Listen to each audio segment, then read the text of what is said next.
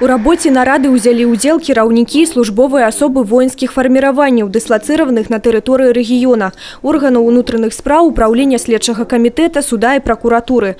Мэта – умацаванне ўзаемадзеяння і папярэджанне негатыўных праяў у войсках. Рабоце нарады папярэднічалі аналітычныя мерапрыемствы і наглядныя пракурорскія праверкі ў воінскіх часцях. Падчас нарады кіраўніцтва пракуратуры вобласці агучыла атрыманыя вынікі з канкрэтнымі прапановамі па вырашэнні праблем. Пракурор Брэскай вобласці Віктор Клімаў адзначыў неабходнасць развіваць новыя формы і метады выхаваўчай работы з военнослужачымі.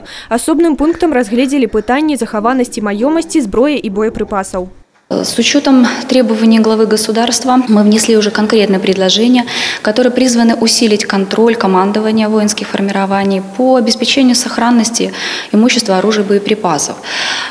Кроме того, предполагается поручить органам внутренних дел расширить форму совместной работы с воинскими формированиями по выявлению, устранению любых предпосылок для хищения, растраты имущества и вообще любых преступлений с этим связанных. Па выніках нарады вызначылі алгарытм сумесных дзеянняў. У прыватнасці формы ўдзелу органаў унутраных спраў у рабоце па выяўленні супрацьпраўных праяў у войсках будуць пашыраны.